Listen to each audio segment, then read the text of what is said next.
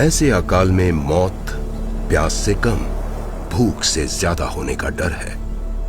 देर सबेर सबका यही हाल होने वाला है।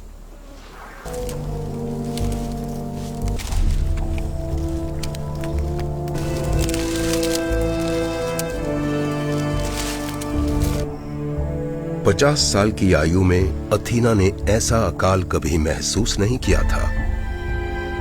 इस समय वो जो भी फैसला करेगी वो बहुत नाजुक होगा। इस बार उसके पूरे परिवार की जिंदगी का सवाल है। अगर वो यहां रुकते हैं तो वो भूख से मर जाएंगे। अगर चल पड़े और समय सही नहीं हुआ तो उन्हें प्यास मार देगी। नतीजा जो भी हो, जिम्मेदारी केवल और केवल उसकी होगी।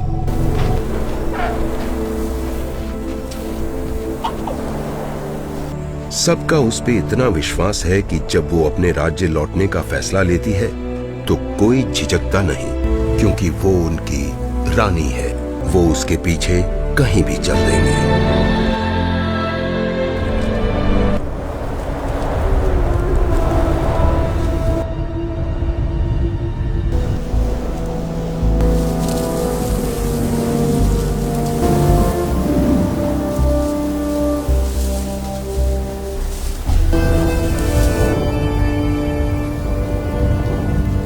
जहां जलाशय थे वहां गड्ढे खोदने वाले कब्र में जीवित दफन हैं, मानो अधर में सजीवता की स्थिति में अटक गए हों।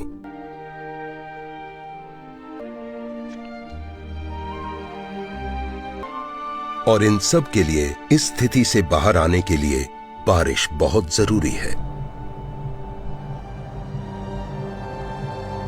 इस उजड़े इलाके में सभी वेवे को धूप से बचाने की कोशिश करते हैं, लेकिन जहां बड़ों का एक कदम वहां उसके दो। इससे वो थक जाता है।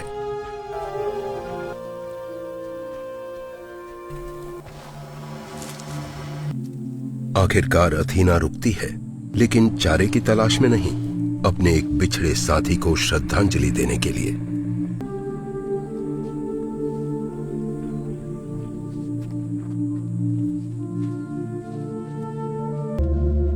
कुछ पलों के लिए वे भूख प्यास सब भुलाकर अपने गुजरे कल और अपने मृत साथी के साथ बिताए पल याद करते हैं।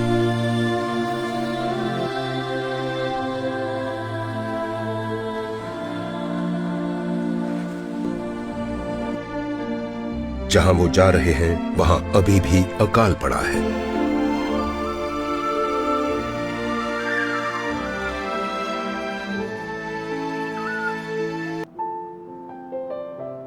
वो अपने राज्य से बस एक ही दिन की दूरी पे है, लेकिन एक महत्वपूर्ण वजह से अथीना को रुकना पड़ा।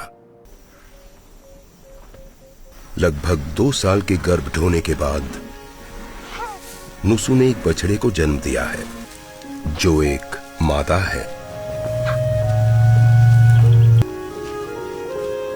नवजात अपने वातावरण से बेखबर है। उसे तो बस अपनी भूख की परवाह है। हमेशा की तरह वेवे दोस्ती करने की ताक में है।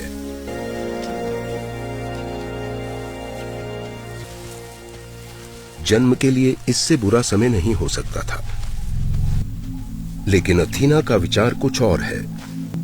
हजारों साल पहले एक सोच थी कि हाथी बरसात का आह्वान करना जानते हैं, लेकिन सच तो यह है कि उन्हें 100 मील दूर से बरसात के आने का आभास हो जाता है। राज्य में फिर से संतुलन बनाने का यही एक तरीका है।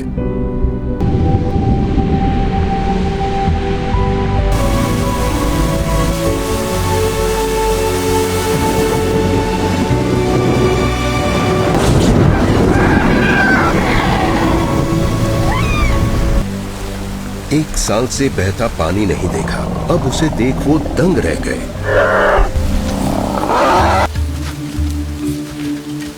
अफ्रीका में मानते हैं कि बरसात आने की कगार पे किस्मत वाले जन्म लेते हैं, क्योंकि बरसात उत्सव मनाने का कारण है।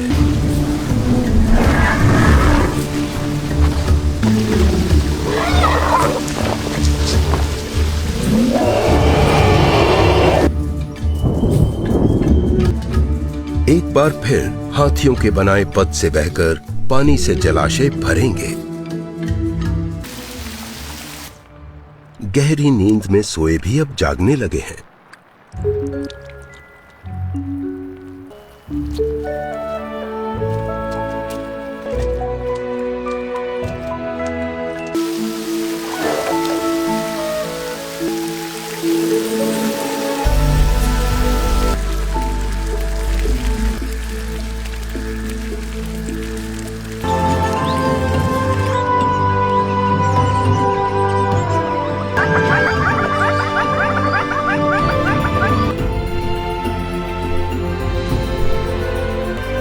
जिस तरह मुस्कुराहट चेहरे पे छाप छोड़ जाती है, ठीक उसी तरह हर सफर इस महाद्वीप पे अपनी छाप छोड़ता है।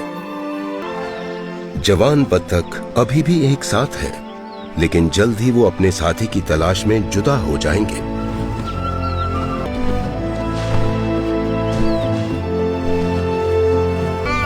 आदत से मजबूर लेट लतीफ स्टीवन अभी भी पीछे है।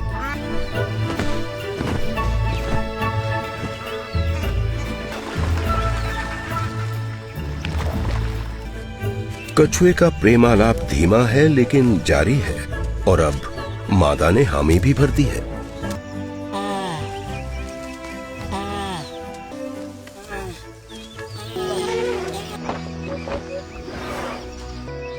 फिर एक बार ये जलाशय सबके लिए जीवन डोर बन रहा है।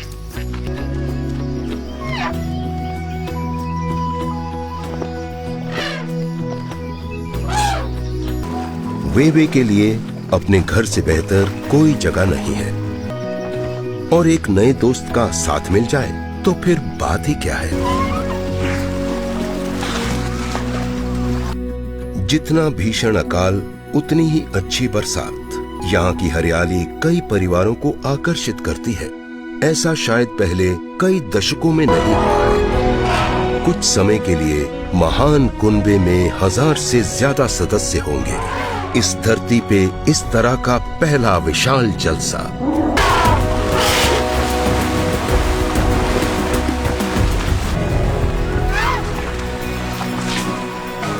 इस सफर ने वेवे और प्रिंसेस को नजदीक ला दिया है। दोनों को एक दूसरे के साथ मिलकर जिंदगी के तौर तरीके सीखने हैं।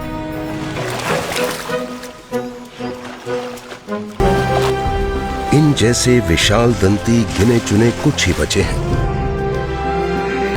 आज भी इस महाद्वीप के छोटे से कोने में इनकी अपनी बस्ती है। ये हमें याद दिलाते हैं कि एक समय था जब पूरा अफ्रीका इनका हुआ करता था।